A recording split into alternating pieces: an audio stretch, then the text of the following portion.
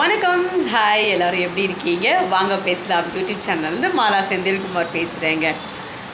எல்லாருக்கும் என்ன ஞாபகம் இருக்கா? அதே மாலா தான்.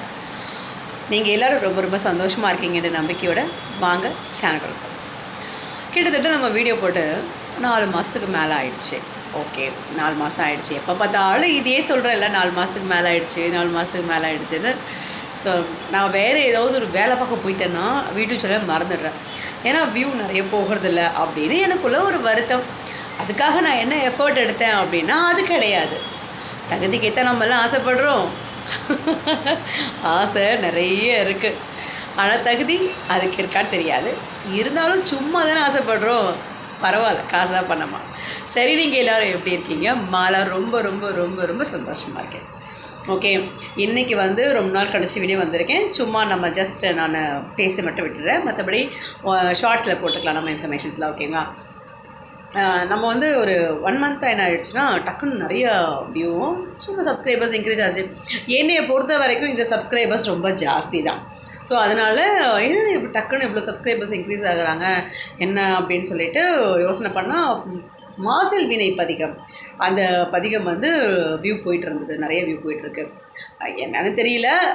நம்ம ஒரு யூடியூப் சேனல் நடத்துகிறோம் அப்படின்னா அந்த சேனலில் ஏதாவது ஒரு வீடியோ மட்டும் அதிகமாக நமக்கு ஒரு நாள் வியூ போகும். நம்ம அதன் மூலமாக யூடியூபராக நம்ம கொஞ்சம் தெரிய ஆரம்பிப்போம் அப்படிங்கிறது யூடியூப் சேனலில் அடிக்கடி எல்லோரும் சொல்கிறது தான். ஸோ அந்த மாதிரி இந்த மாசில் வினை பதிகமாக இருக்கலாம். இந்த மாசில் வினை பதிகம் பொறுத்த வரைக்கும் தேசமங்கையர்க்கரசி அம்மா சொன்னது தான் நான் உங்களுக்கு ஷேர் பண்ணியிருக்கேன். எனக்கு பெருசாக ஆன்மீகம், இந்த பதிகம், இந்த பாடல் அதை பற்றி தெரியாது. ஸோ அவங்க சொன்னது அவ்வளோ ஒரு எமோஷ்னலாக இருந்தது. நீங்கள் வாழ்க்கையினுடைய கடைசி தருணத்தில் இருக்கிறீங்க, ரொம்ப கஷ்டப்படுறீங்க, இதில் இருந்து இனி வெளியிலே வர முடியாதுன்னு நீங்கள் நினைக்கிறீங்க. அப்படிப்பட்ட தருணத்தில் இந்த பதிகம் உங்களுக்கு ரொம்ப யூஸ்ஃபுல்லாக இருக்கும்னு சொன்னாங்க. நான் அந்த பதிகத்தை பற்றி அவங்க சொன்னதுக்கப்புறமா அதை டைப் பண்ணி மெசேஜ் பண்ணி நான் உங்களுக்கு ஷார்ட்ஸில் போட்டுட்டேன். பட் நான் அதை பெருசாக ஃபாலோ பண்ணலை. ஆனால் நான் அதை அப்புறமா ஃபாலோ பண்ணேன். நான் அந்த பதிகத்தை படிக்க ஆரம்பித்தேன். நீங்கள் நம்ப மாட்டிங்களான்னு தெரியல. நான் விளக்கேற்றி வச்சு அப்படிலாம் கிடையாது. காலையில் எந்திரிச்ச உடனே சூரியன் பார்த்துட்டு ஒரு நமஸ்காரம் பண்ணிவிடுவேன். நான் சிம்ம ராசிக்கிட்டே. எனக்கு எங்கேயும் ஜாதகத்தில் சூரியன் தெய்வம் சொன்னார், இந்த ராசிக்கான தெய்வம்னு எதை சொன்னதாக கேள்வி. அதெல்லாம் நான் நம்புறது இல்லை. இருந்தாலும் ஒரு நல்ல விஷயம் தானே சொல்லியிருக்காங்க. சூரிய பகவானே நம்ம கும்பிடுறது ரொம்ப நல்லது. ஏன்னா இருக்கிறதுலையே இயற்கையான விஷயங்கள் மட்டும்தான், கடமைகளை சரியாக செய்கிறவங்கள சூரிய பகவான் ரொம்ப முக்கியமானவர். ரொம்ப நான் என்னுடைய திங்கிங்கில் ரொம்ப கொஞ்சம் யூனிக்காக இருக்கும். என்னுடைய வித்தியாசமான விஷயங்கள் நான் சொல்கிறேன் கேளுங்களா. எனக்கு யமதர்மன் சாமியை ரொம்ப பிடிக்கும். நான் ரொம்ப நேசிக்கிறது முருகத்தை அதிகமாக நான் நேசிக்கிறேன். ஆனால் யமதர்மன் சாமி, நிறைய பேருக்கு யமதர்மன் குலதெய்வமாகவே இருக்கிறதாவே கேள்விப்பட்டிருக்கேன். ஏன்னா நீங்கள் என்ன நல்லவங்களாக இருந்தாலும் சரி, நீங்கள் என்ன கெட்டவங்களாக இருந்தாலும் சரி, நியாயம் என்னமோ அதை மட்டும் செய்யக்கூடிய ஒரே ஒரு தெய்வம் தருமர் அப்படிங்கிற பேர் இருக்கக்கூடிய ஒரு தெய்வம் அப்படின்னு சொன்னால் அது யமன் சாமி தான். யம தர்மரை எனக்கு ரொம்ப பிடிக்கும். ஆனால் கொஞ்சம் பயந்தான். எனக்கு அது பயந்தான். வாழ்க்கை மேலே ரொம்ப ஆசை இருக்குதுல்ல இன்னும் எனக்கு. ஸோ யமன் சாமி எனக்கு ரொம்ப பிடிக்கும். எல்லாருக்கும் ஹீரோவை பிடிக்கும், எனக்கு வில்லனை தான் பிடிக்கும். I love villain. நான் அடிக்கடி உங்ககிட்ட சொல்லியிருக்கேன்னு நினைக்கிறேன். எனக்கு சினிமா தான் ரொம்ப நான் மோஸ்ட்லி விரும்பி பார்க்குறது. அந்த சினிமாவில் வில்லன் அப்படின்னு சொல்லிட்டு நான் பழைய ஒரு படத்தோட வில்லன், எனக்கு தெரிஞ்சு பழைய படம் சந்திரலேகா அப்படின்னு சொல்லிட்டு நீங்கள் கேள்விப்பட்டிருப்பீங்க. அந்த காலத்துலேயே ரொம்ப அதிகமாக செலவு பண்ணி எடுத்த படம். டிஆர் ராஜகுமாரி அம்மா நடிச்சிருப்பாங்க. அதில் அண்ணன் தான் ஹீரோ, தம்பி தான் வில்லன். அண்ணனுடைய பேர் எனக்கு பெருசாக தெரியல, சாரி. ஏன்னா ரொம்ப ரொம்ப முக்கியமான சினிமா படங்கள் அதுவும் ஒன்று. அதை தம்பியாக நடித்தவர் தான் அந்த படத்தோட வில்லன். அவர் ஹீரோக்கும் ஹீரோயினுக்கும் இருக்கிற டைமிங், அந்த சீன்ஸை விட அதிகமாக காம்போ வில்லனுக்கும் ஹீரோயினுக்கும் தான் அந்த படத்தில் நிறைய இருக்கும். அந்த படத்தில் வில்லனாக நடித்த அவர் பேர் ரஞ்சன்.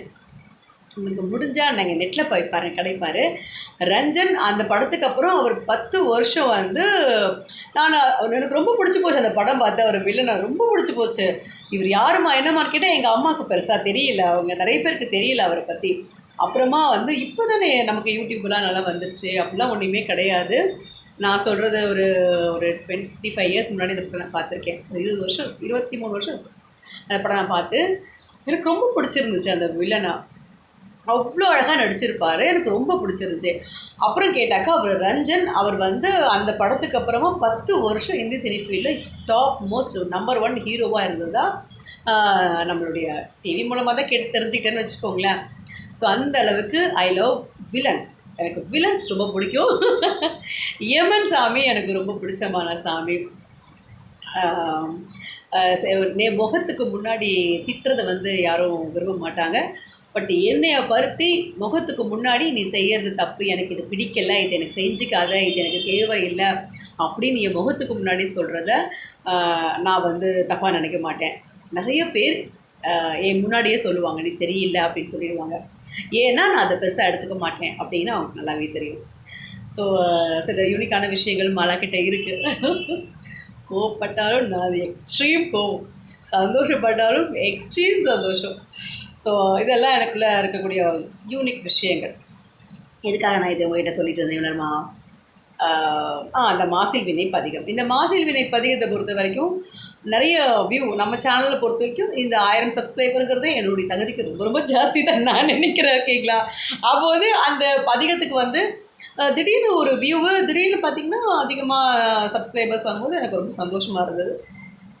ஸோ இந்த சப்ஸ்கிரைபர்ஸை வந்து நம்ம இன்னும் இன்க்ரீஸ் பண்ணிக்கணும் இந்த டைமிங்கில் அப்படின்னு எனக்கு தோணுச்சு. ஸோ நான் வீடியோ போடுறதுல கொஞ்சம் தயக்கம் காட்டினது, வியூ ரொம்ப கம்மியாக இருந்துச்சு. என் ஃப்ரெண்டே சொன்னால் நீ என்ன உட்காந்துட்டு சும்மா ஏதோ சொல்லி பேசிகிட்டு இருக்க, இது யார் கேட்பாங்க அப்படின்னு சொன்னால், யார் யாருக்கு எது எது வருதோ அதைத்தான் அவங்க செய்ய முடியும். எனக்கு இருக்கிற தகுதிக்கு இதுதான் எனக்கு செய்ய எனக்கு எனக்கு எனக்கு இப்படி தான் பேச வருது. So no problem. இன்னும் ஃப்யூச்சரில் வேறு ஏதாவது நமக்கு கண்டென்ட் கிடைக்க வாய்ப்பு இருக்குது. ஸோ கிடைக்கிற வரைக்கும் இருக்க கண்டென்ட்டை வச்சு நம்ம அப்படியே காலத்தை கட்டுவோம். ஓகேங்களா? இன்றைக்கி வந்து நான் உங்களுக்கு ஒரு வெறும் இன்ட்ரோ மட்டும் தான், ஏன்னா 4 மாதம் கழித்து வந்திருக்கேன்.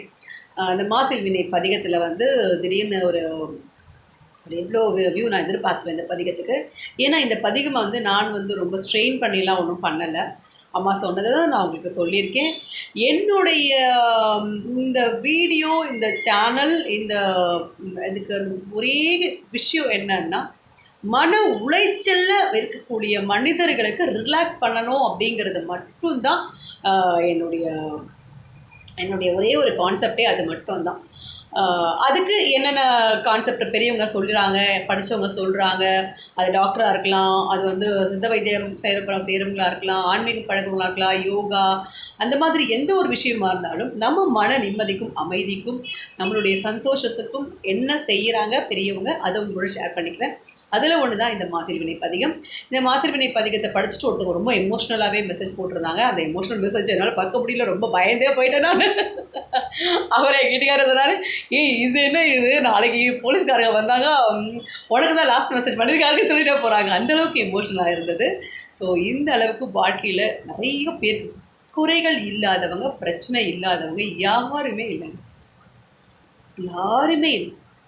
நமக்கு ஒரு பிரச்சனை வருது, நமக்கு ஒரு கஷ்டம் வருதுன்னா அதை நமக்கு ஃபேஸ் பண்ணுறதுக்கு நம்ம அதுக்கு தகுதியானவங்க அப்படிங்கிறது தான் கடவுள் நமக்கு கொடுக்கக்கூடிய பெரிய பெரிய ஒரு வாய்ப்பு. அதை நம்ம வந்து பயன்படுத்திக்கங்க. அந்த பிரச்சனையை ஃபேஸ் பண்ணுங்கள்.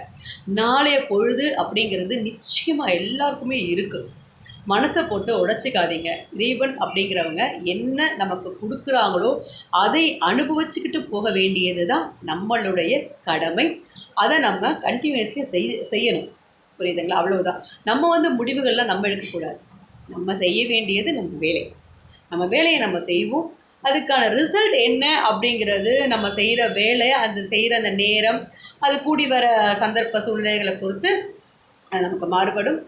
ஸோ அந்த வீடியோ நீங்கள் படித்தா பாருங்கள். நான் டெலீட் பண்ணலை. நான் அவங்களுக்கு என்னால் முடிஞ்ச வரைக்கும் அவங்களுக்கு நான் ரிப்ளையும் பண்ணியிருக்கேன். அந்த மாதிரி முடிவுகள்லாம் போகாதீங்க. இறைவன் மேலே நம்பிக்கை இருக்குது அப்படின்னு நீங்கள் நினைக்கும் போது நிச்சயமாக முடிவுகளை நீங்கள் எடுக்காதீங்க. முடிவுகள் நம்ம எடுத்தோம்னா ரொம்ப சாதாரணமாக இருக்கும். முடிவுகளை கடவுள்கிட்ட விடுங்க, ரொம்ப ஈஸியாக இருக்கும். ஓகேங்களா? இது ரொம்ப நாள் கழிச்சு நான் உங்ககிட்ட பேசுகிறதுனால இந்த இன்ட்ரோவோட நம்ம நிறுத்திக்கலாம். சில இன்ஃபர்மேஷன்ஸ் இருக்குது, நான் உங்களுக்கு சொல்கிறேன். வணக்கம், பாய்.